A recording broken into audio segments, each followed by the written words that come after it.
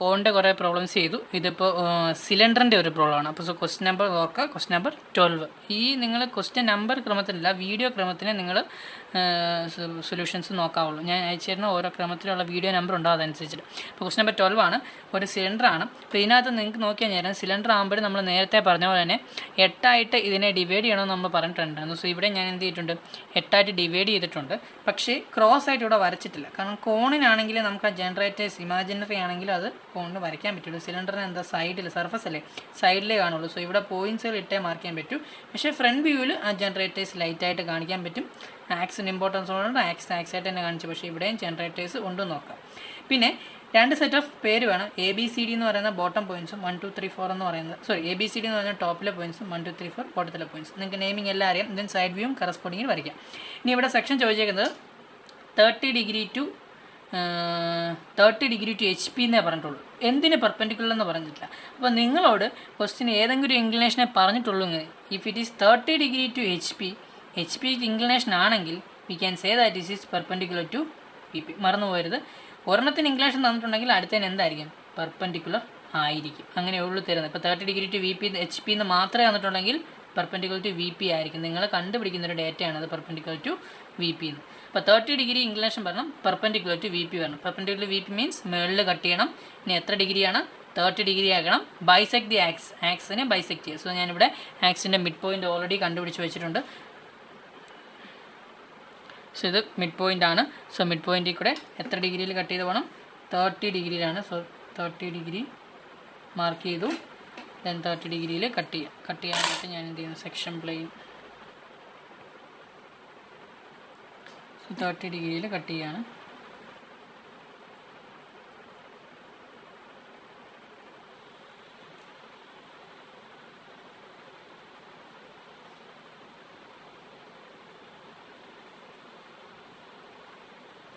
So 30 degree cut ചെയ്തു. 2 end ഞാൻ എന്ത് ചെയ്യുന്നു, ഡാർക്ക് ചെയ്യുന്നു. മേളിൽ നിന്ന് ഓരോ ആരോ ഹെഡൂടെ കൊടുത്തു നിർത്തും. അപ്പോൾ ഇതിനകത്ത് ഒരു കാര്യം ഓർക്കേണ്ടത്, ഇതിൻ്റെ ബോട്ടം പോർഷനേ ഇനി ഉള്ളൂ. റിമൈനിങ് പോർഷൻ എന്ന് പറഞ്ഞാൽ ഇതാണ്. അപ്പോൾ ഈ എഡ്ജ് ഇവിടെ വരെ ഉള്ളൂ. എഡ്ജ് ഇവിടെ വരെ നിങ്ങൾ എന്ത് ചെയ്യണം, ഡാർക്ക് ചെയ്യണം. എഡ്ജ് ഇത്രയും നിങ്ങൾ ഡാർക്ക് ചെയ്യണം. സ്കെയിൽ വെച്ച് ഡാർക്ക് ചെയ്യുള്ളൂ, അല്ല ഇങ്ങനെ പേന വെച്ച് ഇങ്ങനെ വർക്ക് ചെയ്യരുത്. ഞാനത് പെട്ടെന്ന് വരയ്ക്കാൻ വേണ്ടി ചെയ്യുന്നതേ ഉള്ളൂ.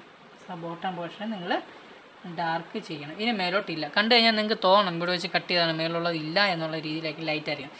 പക്ഷേ ജനറേറ്റേഴ്സിനെ കയറിയുന്ന ഇതിവിടെ വരെ എന്ന് പറഞ്ഞ് ഡാർക്ക് ചെയ്യരുത്. കോണിൻ്റെ കാര്യം പറഞ്ഞ പോലെ തന്നെ ജനറേറ്റേഴ്സ് ഇമാജിനറിയാണ്. അപ്പോൾ അതിനെ കയറി ഡാർക്ക് ചെയ്യരുത് എന്നാണ് ഈ വരച്ചത്. അപ്പോൾ ഇത്രയേ ഉള്ളൂ ഇതിൻ്റെ ഫ്രീ. ഇനി സെക്ഷണൽ പോയിൻറ്റ്സുകൾക്ക് പേര് കൊടുക്കാൻ പോവാണ്. സോ ഇവിടെ 1A'. സോ ഒരു സെക്ഷൻ പോയിൻ്റേ ഉള്ളൂ, 1'. ഇവിടെ നോക്കി 2B, രണ്ടാമത്തെ B C അങ്ങനെ ഒരേ ഓർഡറിൽ വരണം. സോ 2Bയിൽ ഞാൻ 2' കൊടുത്തു. അടുത്ത് ഇവിടെ 2 ജനറേറ്റേഴ്സ് ഉണ്ട്, 2 പോയിൻറ്റ്സ് വരും. പക്ഷേ ഞാൻ C3ക്ക് 3' കൊടുത്ത് പോകുന്നു. ദെൻ ഇവിടെ D4ന് 4', ദെൻ E5ന് 5', ദെൻ ഇവിടെ വിട്ടുപോയ 6', ഇവിടുത്തെ വിട്ടുപോയ 7', ഇവിടുത്തെ വിട്ടുപോയ 8'. ഇവിടെ 2 ജനറേറ്റേഴ്സ് ഉണ്ട്, 2 പോയിൻറ്റും വന്നിട്ടുണ്ട്. പക്ഷേ ഓർഡറിലല്ല പോയിൻറ്റ്. കാരണം എന്താ, B8 ആണ്. അപ്പം BCDEF കഴിഞ്ഞ് 8 വരുള്ളൂ. ഇവിടെ അതുപോലെ തന്നെ Cക്ക് 3 വരും, അടുത്ത പോയിൻറ്റിന് 7 വരുള്ളൂ. ഇവിടെ 4, ഇവിടെ 6. അപ്പോൾ നിങ്ങളിങ്ങനെ പോകുമ്പോൾ 1 പുറകിലത്തെ എല്ലാം കഴിഞ്ഞിട്ടേ കറക്റ്റ് ചെയ്ത് ഫ്രണ്ടിൽ വരാവും. സോ 2, പുറകിൽ 3, പുറകിൽ 4, പുറകിൽ 5, സൈഡിൽ 5, 6 ഫ്രണ്ടിൽ, 7 ഫ്രണ്ടിൽ, 8 ഫ്രണ്ടിൽ. ഇനി ടോപ്പ് വ്യൂ വരയ്ക്കാനായിട്ട് നിങ്ങൾ നേരത്തെ ഞാൻ പറഞ്ഞൊരു വെരി ഇമ്പോർട്ടൻ്റ് ആയിട്ടുള്ള കാര്യം, പ്രിസത്തിൻ്റെ കേസിൽ സിലിണ്ടറും ഏകദേശം നമുക്ക് പറഞ്ഞ ഒരു ടൈപ്പ് ഓഫ് പ്രിസം തന്നെ അല്ലേ. കാരണം എന്താ, സർക്കിളാണ്, മേളിലും താഴെയും സർക്കിൾ തന്നെ വരുന്നുണ്ട്, ഒരു ടൈപ്പ് ഓഫ് പ്രിസം തന്നെയാണ്.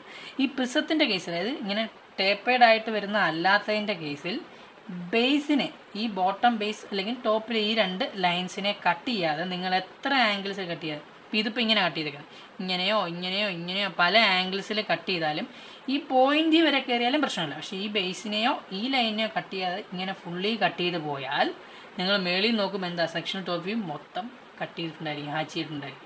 അപ്പോൾ അത് മൊത്തം ഹാച്ച് ചെയ്യുക എന്നുള്ളത് നമുക്ക് ഇങ്ങനെ വരയ്ക്കുമ്പോൾ തന്നെ നമുക്ക് വീണ്ടും മൊത്തം മേളിൽ നോക്കി കഴിഞ്ഞാൽ മൊത്തം കട്ട് ചെയ്ത് പോയിട്ടുണ്ട്. ഒരു സിലിണ്ടറിനെ ഇങ്ങനെ മൊത്തം കട്ട് ചെയ്ത് സർഫസിൽ കൂടുതൽ ലെങ്ത് ആണെങ്കിലും മേളിൽ നോക്കി എന്താ, ഈ സർക്കിൾ മൊത്തം കട്ട് ചെയ്ത് പോയിരിക്കുന്നത്. ട്രൂ ഷേപ്പിൽ നമുക്കത് കറക്റ്റായിട്ട് കാണാൻ പറ്റുന്നുള്ളൂ. അപ്പോൾ ഇതിനകത്ത് ഞാൻ എന്ത് ചെയ്യുന്നു, മൊത്തം കട്ട് ചെയ്യുന്നത് നിങ്ങൾക്ക് ഓൾറെഡി അറിയാം. അല്ലെങ്കിൽ നിങ്ങൾ നോക്കുക, 1 എന്ന് പറഞ്ഞാൽ എന്താ, 1Aയിലാണ്. അപ്പോൾ 1A ഇവിടെ, സോ ഇവിടെ 1 വരും. 2 എന്ന് പറഞ്ഞാൽ B2ലാണ്. സോ B2 എന്ന് പറഞ്ഞാൽ ഇവിടെ, അപ്പോൾ അതിനിടയ്ക്ക് വരും 2. കറസ്പോണ്ടിങ് 3 ഇവിടെ, 4 ഇവിടെ, 5 ഇവിടെ, 6 ഇവിടെ, 7 ഇവിടെ, 8 ഇവിടെ. ഇപ്പോൾ ഇത് കണക്ട് ചെയ്ത് എന്ത് തന്നെ വരുള്ളൂ, ഈ സർക്കിൾ തന്നെ വരുള്ളൂ. സോ ഇതായിരിക്കും എന്ത്, സെക്ഷണൽ ടോപ്പ്. അപ്പോൾ പെട്ടെന്ന് തന്നെ നമുക്ക് സെക്ഷൻ, ഈ കേസ് വരുന്നത് പ്രിസത്തിൻ്റെയും സിലിണ്ടറിൻ്റെ, എല്ലാ പ്രിസത്തിൻ്റെയും സിലിണ്ടറിൻ്റെയും കേസിൽ എപ്പോഴാണ് ബേസിനെ കട്ട് ചെയ്തപ്പോൾ, നമ്മൾ രണ്ടാമത്തെ ക്വസ്റ്റിനെ ബേസിനെ കട്ട് ചെയ്യുന്ന ക്വസ്റ്റ്യൻ ചെയ്തു. ബേസിനെ കട്ട് ചെയ്യാത്തപ്പോൾ കേസ് ഉള്ളൂ. ബേസിനെ കട്ട് ചെയ്താൽ ഒരിക്കലും നിങ്ങൾക്ക് ഇങ്ങനെ ഫുൾ സെക്ഷൻ വരില്ല. ഇവിടെ വരെ കട്ട് ചെയ്തെങ്കിൽ ഇത്ര ഇങ്ങനെ സ്ട്രെയിറ്റ് ലൈനേ വരുള്ളൂ. ബേസിനെ കട്ട് ചെയ്യാതെ ത്രൂ ഔട്ട് കട്ട്, ഈ 2 ലൈനിനെ കട്ട് ചെയ്ത് പോയിട്ടുണ്ടെങ്കിൽ ഇങ്ങനെ കട്ട് ചെയ്യുകയാണെങ്കിൽ നിങ്ങൾക്ക് സെക്ഷൻ ടോപ്പ് കിട്ടും. സോ ഇതാണ് എന്ത്, സെക്ഷണൽ ടോപ്പ് എന്ന് പറയുന്നത്. ഇനി സൈഡ് വ്യൂ വരയ്ക്കാനായിട്ട് പോയിൻറ്റ്സുകൾ കറസ്പോണ്ടിങ് ട്രാൻസ്ഫർ ചെയ്യുക. ഫസ്റ്റ് പോയിൻ്റ് 1നെ ട്രാൻസ്ഫർ ചെയ്തു. Then second point 2 and 8 transfer ചെയ്യുന്നു. Then 3 and 7, then 4 and 6, then 5th point. Okay, first point 1A-യിലാണ്. സോ ഇവിടെ 1, കറസ്പോണ്ടിങ് 2 എന്ന് പറഞ്ഞാൽ 2B-യിലാണ്. സോ ഇവിടെ 2 ഞാൻ ക്രമത്തിന് ഇവിടെ അല്ല, ഇവിടെ 2, ദെൻ ഇവിടെ 3, ഇവിടെ 4, ഇവിടെ 5, ഇവിടെ 6, ഇവിടെ 7, ഇവിടെ 8. നിങ്ങൾ തന്നെ നോക്കിയാൽ മതി ഏത് എഡ്ജാണ് കറക്റ്റ് എഡ്ജ് തന്നെ കിട്ടും. ഞാൻ അറിയാവുന്നതുകൊണ്ട് പെട്ടെന്ന് ചെയ്തു നോക്കും. സോ ഇത് തമ്മിൽ കണക്ട് ചെയ്യാം. എഗെയിൻ കണക്ട് ചെയ്യുമ്പോൾ സ്മൂത്ത് കർവ് ഉപയോഗിച്ച് വേണം ഇത് കണക്ട് ചെയ്യാനായിട്ട്. സ്മൂത്ത് കർവ് ഉപയോഗിച്ച് കണക്ട് ചെയ്യാൻ ഇങ്ങനെ കിട്ടും. സോ ഇതിന് മേളിലോട്ടുള്ള ഈ പോർഷൻസ് ഇല്ല. അപ്പോൾ ഈ ലൈനിന് മേളിലോട്ടുള്ളത് എന്തായിരിക്കണം, ഇല്ല എന്നർത്ഥം. സോ ഇത് ഇത്രയും ഡാർക്ക് ചെയ്യുക, ഇത് ഇത്രയും ഡാർക്ക് ചെയ്യുക, ഈ ബേസും ഡാർക്ക് ചെയ്യുക. പിന്നെ വേണമെങ്കിൽ നിങ്ങളിതും ഈ സെക്ഷൻ എന്തായിരിക്കും ഡാർക്ക് ചെയ്യും. ഞാൻ റെഡ് കളർ കാണിച്ചിരിക്കുന്നത് അറിയാൻ വേണ്ടി കാണിച്ചു തന്നു. നിങ്ങൾ വരയ്ക്കുമ്പോൾ അതും കൂടെ എന്തായിരിക്കണം ഡാർക്ക് ചെയ്ത് വേണം വരയ്ക്കാനായിട്ട്. ഇതിനകത്തെ പോർഷൻസുകൾ എന്തായിരിക്കണം ഇറേസ് ചെയ്ത് കഴിഞ്ഞ് ഹാച്ച് ചെയ്യുക. ഇതാണ് sectional side view. Again sectional left side view ആണ്. നിങ്ങൾക്ക് ഏത് സൈഡ് വ്യൂ ആണെങ്കിലും വരയ്ക്കാം. ഞാൻ ഇങ്ങനെ കട്ട് ചെയ്തുകൊണ്ട് ഇവിടുന്ന് നോക്കിയാലാണ് ഈ ഒരു സർഫസ് കാണാൻ പറ്റൂ. അതാണ് ഇവിടെ വരച്ച്. ഇത്രയേ ഉള്ളൂ. ഇതിന് മേളിലോട്ട് ഈ സാധനങ്ങളൊന്നുമില്ല, ഇത്ര സാധനമേ ഉള്ളൂ. പിന്നെയും ജനറേറ്റേഴ്സ് ഡാർക്ക് ചെയ്ത് വരയ്ക്കരുത്. കാരണം എന്താ, സിലിണ്ടറിന് അതില്ല. ഇനി ട്രൂ ഷേപ്പ് വരയ്ക്കാനായിട്ട് അഗെയിൻ പെർപെൻഡിക്കുലർ ലൈൻസ് വരയ്ക്കുക. ഇവിടെ പെർപെൻഡിക്കുലർ ലൈൻസ് ഈ ഡിസ്റ്റൻസാണ് എടുക്കേണ്ടത്. അപ്പോൾ മാക്സിമം നോക്കി 3-ൽ XY ലൈനിൽ നിന്ന് 7 വരെയുള്ള ഡിസ്റ്റൻസാണ് ആക്ച്വലി മാക്സിമം. XY ലൈനിൽ നിന്ന് 7 വരെയുള്ള ഡിസ്റ്റൻസ് മാക്സിമം. അപ്പോൾ ഇവിടെ നിന്ന് വരയ്ക്കുമ്പോൾ XY ലൈൻ 7, ഈ ഒരു ഡിസ്റ്റൻസ് മാക്സിമം. ഇവിടെ ഞാൻ എടുത്ത് ഇവിടെ വരെ വരും, പാരലൈൻ വരച്ച് ഇവിടെ വരെയെങ്കിലും വരും. അപ്പോൾ പാരലൈൻസ് വേണമെങ്കിൽ നിങ്ങൾക്ക് വരയ്ക്കാം, അല്ലാതെയും ചെയ്യാം. അപ്പം ഞാൻ ഈ ക്വസ്റ്റിന് ഒരു അഡ്ജസ്റ്റ്മെൻറ്റിൽ പാരലൈൻസ് വരച്ച് നിങ്ങൾക്ക് കാണിക്കാം. ഇതിപ്പോൾ വേണ്ടേ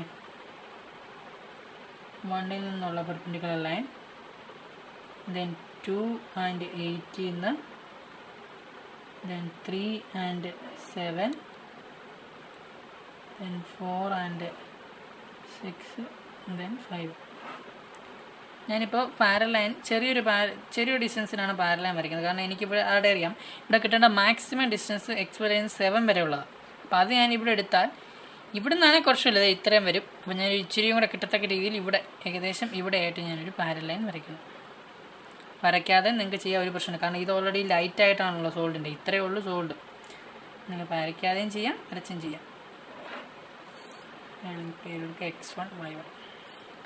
സോ ഇനി എന്ത് ചെയ്യുന്നു, ഡിസ്റ്റൻസുകൾ എടുക്കാൻ പോകുന്നു. കോമ്പസ് ചെയ്യുന്ന ഇവിടെ നിന്ന് ഡിസ്റ്റൻസുകൾ എടുത്ത് വരയ്ക്കാൻ പോകുന്നു. ദാറ്റ് മീൻസ് 8 മിനിറ്റ് ആയി ഓൾറെഡി. സോ XY ലൈനിൽ നിന്ന് 1 വരെയുള്ള ഡിസ്റ്റൻസ് കോമ്പസ് എടുക്കുന്നു. 1-ൽ നിന്ന് പെർപെൻഡിക്കുലർ ലൈൻ മാർക്ക് ചെയ്യുന്നു. ദെൻ XY ലൈനിൽ നിന്ന് 8 വരെയുള്ള ഡിസ്റ്റൻസ് 8-ൽ നിന്ന് മാർക്ക് ചെയ്യുന്നു. XY ലൈനിൽ നിന്ന് 7 വരെയുള്ള ഡിസ്റ്റൻസ് പുതിയ ലൈനിൽ നിന്ന് 7-ൽ നിന്ന് ഞാൻ മാർക്ക് ചെയ്യുന്നു. ദെൻ XY ലൈനിൽ നിന്ന് 6 വരെയുള്ള ഡിസ്റ്റൻസ് 6-ൻ്റെ ലൈനിൽ ഞാൻ മാർക്ക് ചെയ്യുന്നു.